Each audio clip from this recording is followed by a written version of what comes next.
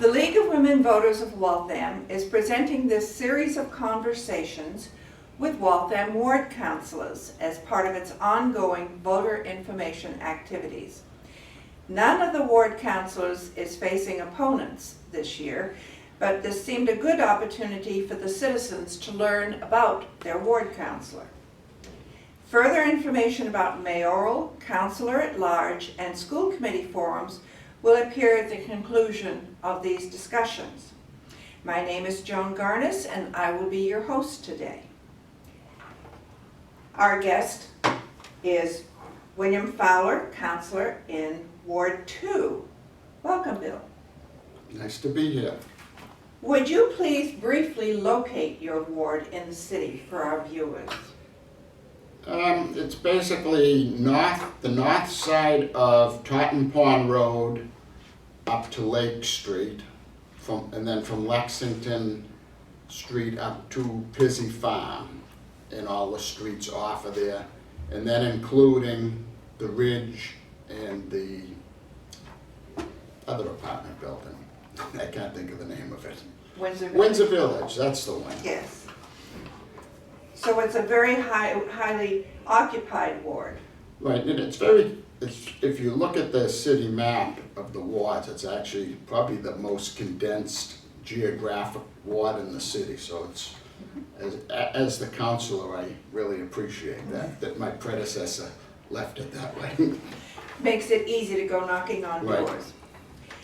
What do you think prepared you to run for ward councillor? Well, I was a firefighter for years, involved with union activities, so I have a background in municipal government. I wrote a column in the Tribune for, I think, at least 3 years on, political stuff as well as other things. Had a short-run local TV show on local politics. Just a lifetime experience. I've worked on many campaigns at every level of government, and so I've always been involved. Okay. Now, for how many years have you represented Ward 2, Bill? This is my first term, so it's almost 2 years. You've decided to hang in there. Yes, 1 year just isn't enough to feel you've done anything.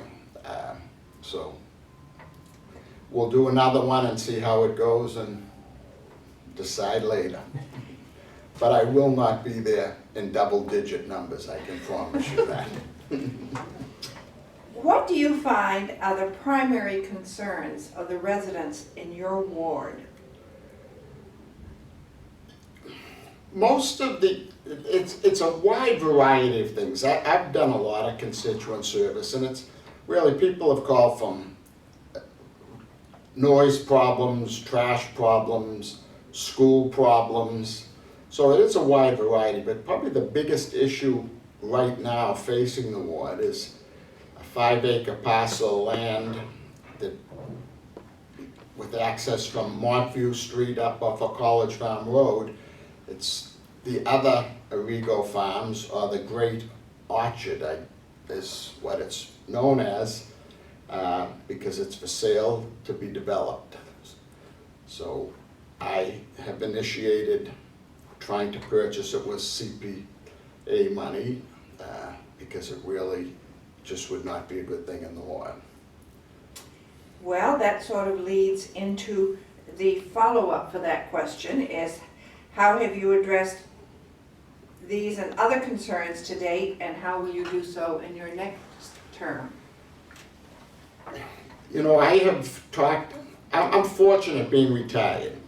I have time during the day. I don't know how some of the other councillors are able to do it all, because the one surprise being a councillor is how much time you really have to put in outside the meetings. So that was a little eye-opening, but I do have the time. So when someone calls, I get down and I see the department head responsible, talk to them, and as a general rule, been very successful taking care of the issues that people have. And, you know, it won't change. In the second term, if you call me, I will make every effort to help. What are your goals for the city for the next 2 years? I would like to see the zoning, that we've started looking into, but really come up with the funding needed to totally rewrite it, start from scratch with the recommendations from the existing citizens committee that's been working on it for most of the year, roughly. Do you have any idea of what the time frame for that might be?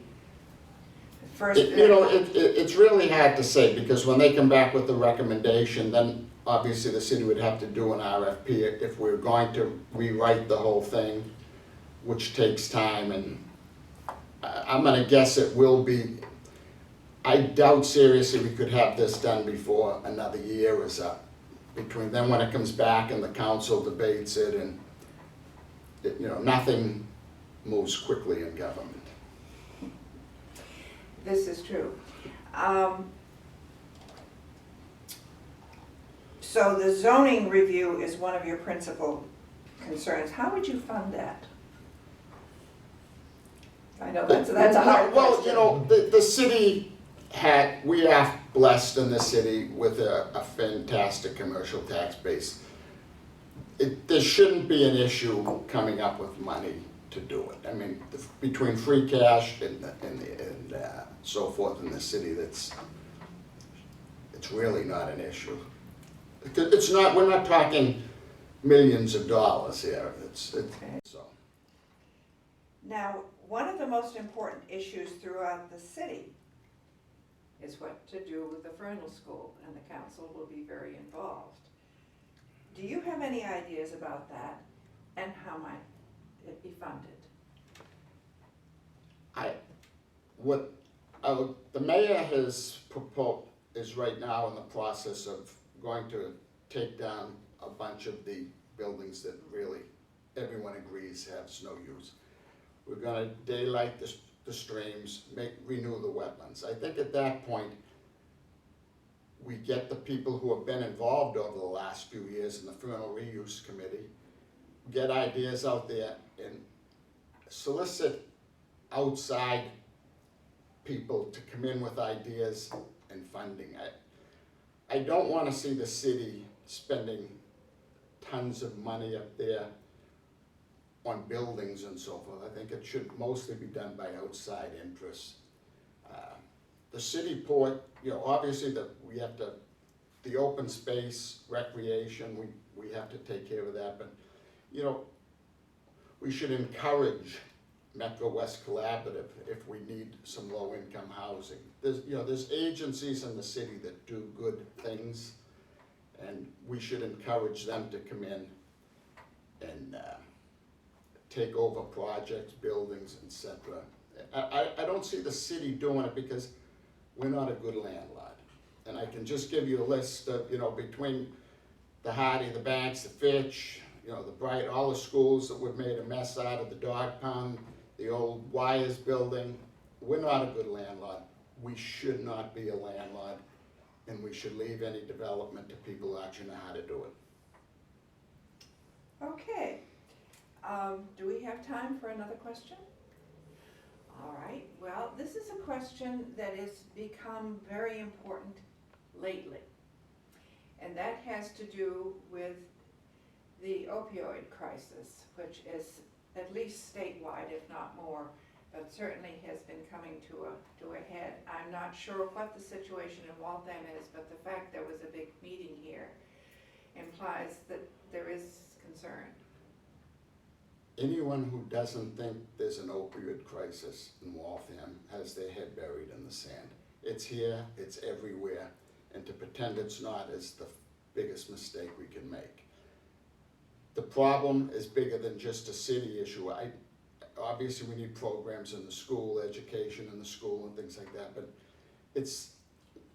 we need a drug court in Waltham like they have in other cities. There's just so much, but it's beyond city council ability. I mean, I don't, we have to foster the ideas, but it's bigger than us, and I think it has to be handled by more as a state issue.